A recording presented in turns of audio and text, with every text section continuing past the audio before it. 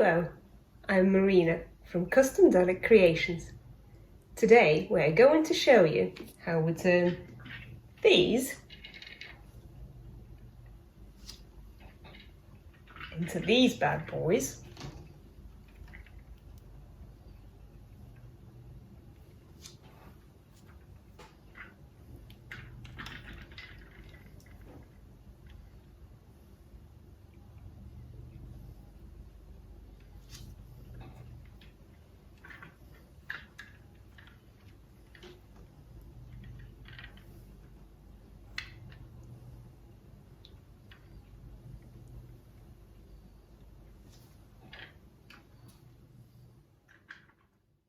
In this video, I'm going to show you how I mask the Daleks for painting. Obviously, before you paint a Dalek, you have to take it apart. And that will be a subject of another video that you can watch on our YouTube channel. Please remember to subscribe. Now, secret weapon to this process is this masking sheet that we have developed ourselves and cut it out on Cameo 4 cutting machine. You can see that this is a cutout and these are the stickers that you can put on the Dalek body, but it's a bit difficult to see this way. So I will show you a sheet that we have already used for one of the Daleks we have customized so far. And this is what you can see here. So the blank spaces obviously is where the masks were peeled off and went onto the Dalek body to provide this support in this difficult process. However, to help you navigate this sheet, we've developed a mask key so that you could see which elements go where on the body. So you can see the codes correspond to the area so that you can easily figure out which mask goes where. And here's another view for you for the front. There you go. I hope you're going to enjoy this process as much as I do, because I think this is great fun and this masking sheet is really helpful. We have worked really hard on figuring out the size of these holes, because if you get them too small you end up with a little band of unpainted domes. However, if you make them a bit too big you get splashes of paint all over the Dalek body, and this is something we want to avoid. And as you can see, this Dalek has a pretty decent paint job on him. I'm personally very proud and pleased because I felt that I made a contribution to that myself as well. So help me to pay for my shoes and bags as well, I suppose. In case you're wondering, the customized parts of the Dalek were printed on a 3D printer, and those are available on eBay in our Custom Dalek Creations kit, which comes in that lovely box. And there are quite a few parts in there that you can use to help you in your process if you fancy trying your hand at customizing a Dalek yourself. So here are the parts that we've got in there. Here's an eye stalk. I'm not sure if you can see it. And here's a claw. This is a painted one. However, the kit comes unpainted so that you could select your own paint and the way you want it to look. Oh, by the way, this is a painted part, painted eye stalk. And as you can see, it's quite a tricky and intricate job. And you've got all the masking kit for that on the sheet that I've shown you before. It's quite a neat job to try and get those things wrapped around the eye stalk in there, but I will show you how to do it and you'll be an expert in no time. We've also got some dome lights which come in two colours at the moment, and these are red and blue. But personally I don't have any preference. I think they're fantastic in both colours. I haven't quite decided which ones I like best. And we also have these little hemispheres, because unfortunately when you take a Dalek apart you can't avoid certain casualties, and a few domes suffered in the process, so we thought it might be a good idea to have a few spare ones. that you can replace the broken ones with. Those come unpainted as well, so that you could choose your own paint colour, depending on what it is you are doing. Okay. So the process of painting, which is the subject of another video that you can also see on this channel, is quite intricate as well. This is what we start with. This is the primer. This is the coat we put on to start with before you put the colour that you want your Dalek to be. And here are some examples. You can have a silver one like that, and you can see the holes for those domes that we broke while we tried to take it apart.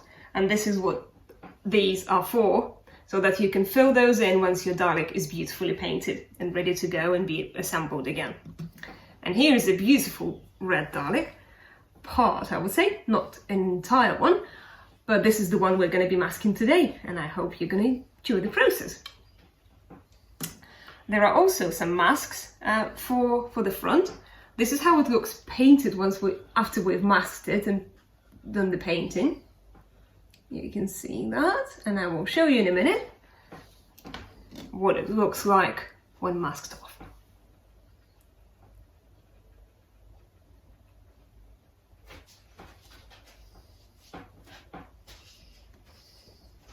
Okay, are we ready to start? 1. And by the way, just a word of warning. We have ruined quite a few Daleks in the process while we were trying to figure out the technique to paint and mask them off. So we just wanted to make sure you don't repeat the same mistakes, because they're quite frustrating and can be quite expensive as well.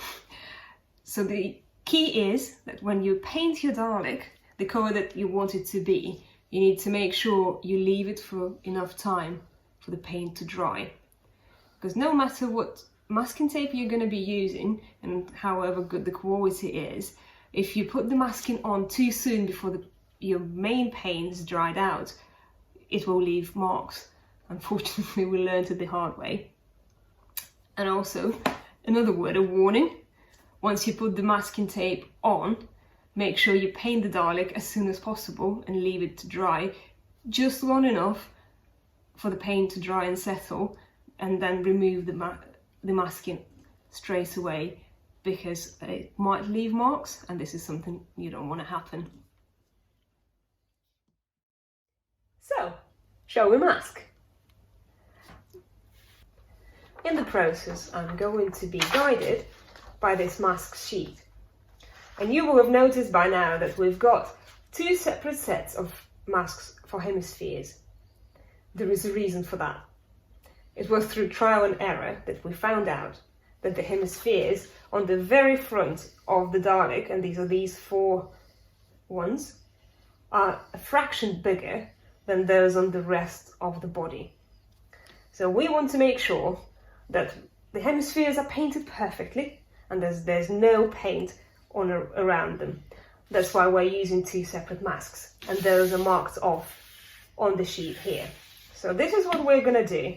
I'm going to start with the very front. This is where my tweezers are coming handy, because this is quite tricky to pick it up unless you've got long nails. There you go.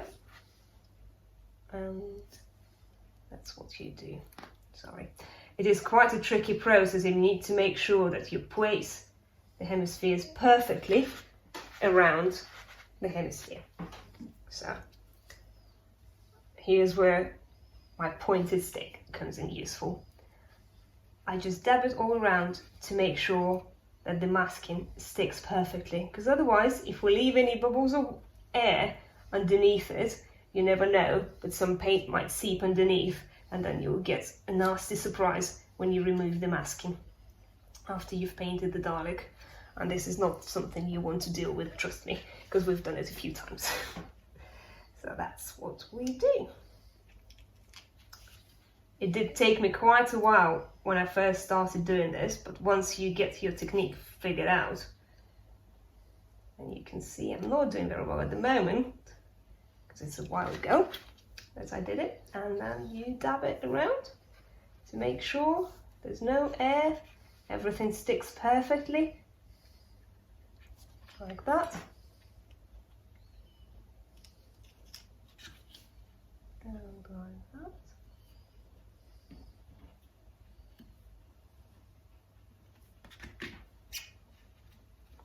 it is a laborious process, and despite its simplicity, it takes a while. But once you get the hang of it, it will be way quicker and way easier.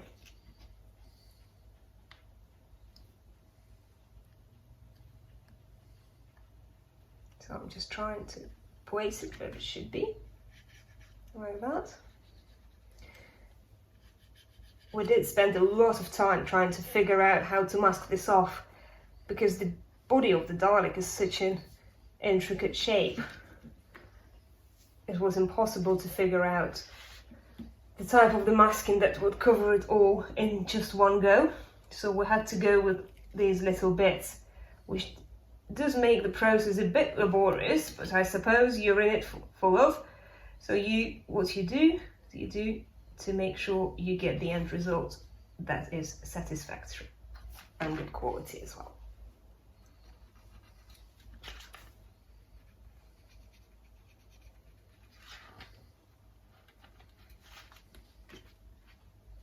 As you can see, my tweezers are really handy.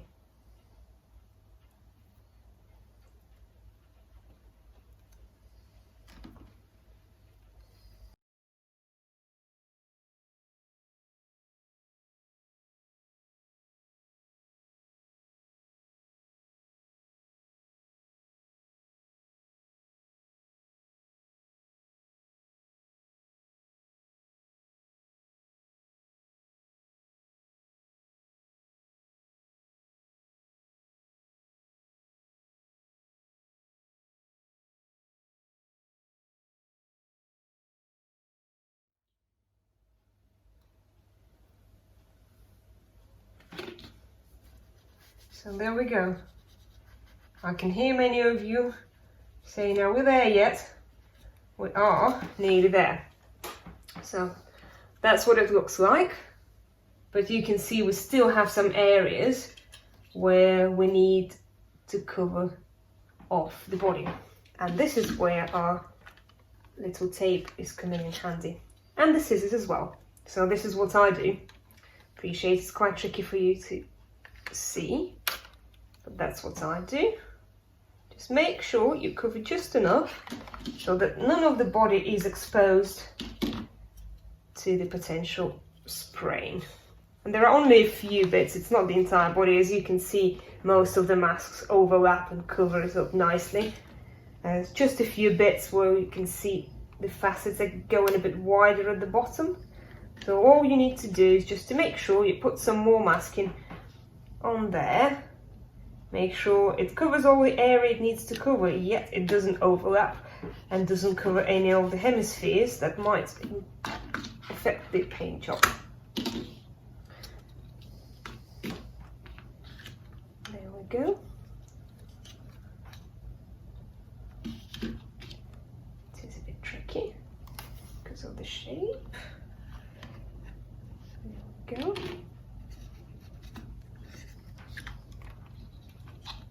Like that, straighten it up, just a little bit more,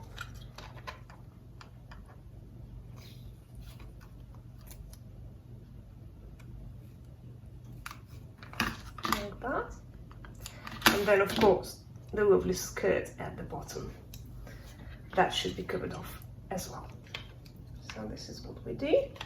We just stretch it all around the bottom like that, stick it on just like that, make sure it sticks to the rest,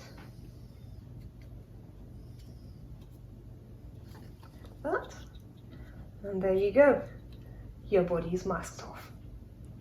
What do you think?